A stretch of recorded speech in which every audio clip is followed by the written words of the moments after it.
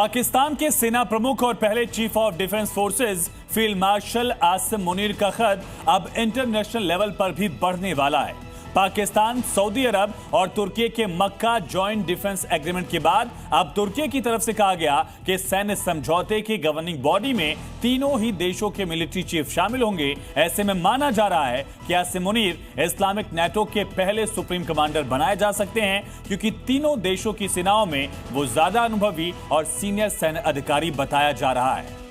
7 अगस्त 2026 को मक्का की धरती पर जो इबारत लिखी गई, उसकी गूंज अब पूरी दुनिया में सुनाई दे रही है।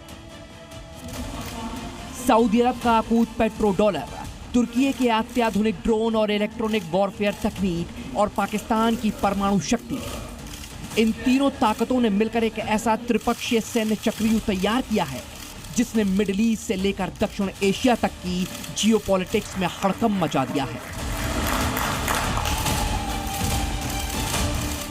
वैश्विक मीडिया में इसे इस्लामिक नाटो के रूप में देखा जा रहा है, क्योंकि इसमें नाटो के आर्टिकल 5 जैसी व्यवस्था रखी गई है। इस समझौते का मुख्य आधार यही है कि तीनों में से किसी भी एक देश पर अगर सैन्य हमला हुआ तो इसे तीनों देशों पर हमला माना जाएगा। लेकिन चर्चा सिर्फ इस समझौते की नहीं, चर्चा तुर्की द्वारा घोषित एक रणनीतिक तंत्र की है जो इस महागठबंधन को चलाएगा। तुर्की रक्षा मंत्रालय के मुताबिक इस गठबंधन के संचालन के लिए एक समन्वय समिति बनाई जाएगी। इस गठबंधन की कमान भी उसी सुपर गवर्निंग बॉडी के हाथ में होगी। इसमें 3 देशों के रक्षा मंत्री, विदेश मंत्री और सेना प्रमुख शामिल होंगे। सऊदी अरब में इसके प्रशासनिक कार्यों के लिए महासचिव कार्यालय स्थापित किया जाएगा।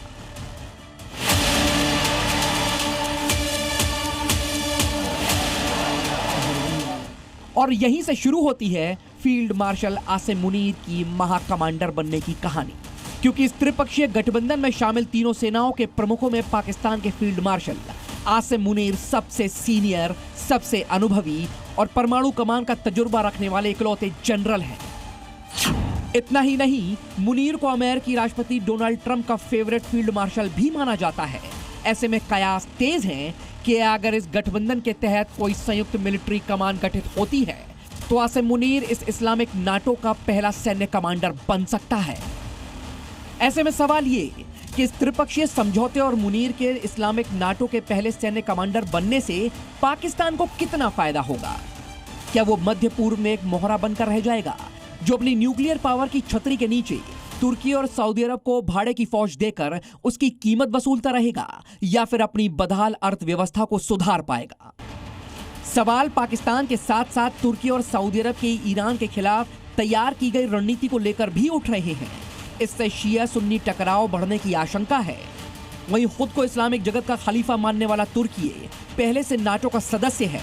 ऐसे में इस्लामिक नाटो को क्या ट्रंप समर्थन देंगे या इसे नाटो के सामने नई चुनौती समझेंगे? मुनीर के हाथ में इस इस्लामिक नाटो का रिमोट कंट्रोल आना भारत के लिए एक गंभीर रणनीतिक चुनौती होगी। भारत के लिए सबसे बड़ी चिंता पश्चिमी सीमा पर 2 फ्रंट वॉर के खतरे का होगा। कमांडर मुनीर के नेतृत्व में पाकिस्तानी सेना को तुर्की की अत्याधुनिक ड्रोन और इलेक्ट्रॉनिक वॉरफेयर तकनीक हासिल होगी, जिसे खरीदने के लिए सऊदी अरब पैसा पानी की तरह बहाएगा। ये घातक गठजोड़ भारत की सीमा सुरक्षा के लिए नई मुश्किल खड़ी कर सकता है। इसके अलावा सऊदी अरब के साथ भारत के जो मजबूत रणनीतिक रिश्ते हैं, वो भी इस नए समीकरण के साथ एक बड़े इम्तिहान के दौर से गुजरेंगे।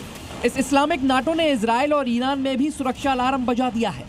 ईरान इसे अपने खिलाफ एक बड़ी सुन्नी सैन्य घेराबंदी के रूप में देख रहा है, तो दूसरी तरफ इजराइल के लिए तुर्की का वैचारिक विरोध और अब पाकिस्तान की परमाणु ताकत का इस गठबंधन से जुड़ना एक सीधा खतरा है।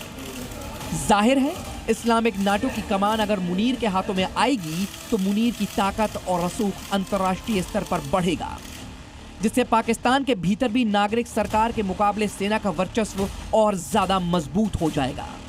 वहीं दुनिया भर में कटोरा लेकर भीख मांग रहे पाकिस्तान को सऊदी अरब का साथ मिलने से डूबती हुई अर्थव्यवस्था को बचाने का मौका मिलेगा। सऊदी अरब का पेट्रो डॉलर पाकिस्तान के लिए एक आर्थिक कवच बनेगा, जिससे उसे डिफॉल्ट होने का खतरा टल जाएगा। वहीं भारत के साथ साथ इजराइल और ईरान को भी इन तीनों देशों को लेकर अपनी कूटनीति को फिर से रीसेट करना होगा। ब्यूरो रिपोर्ट, जी मीडिया।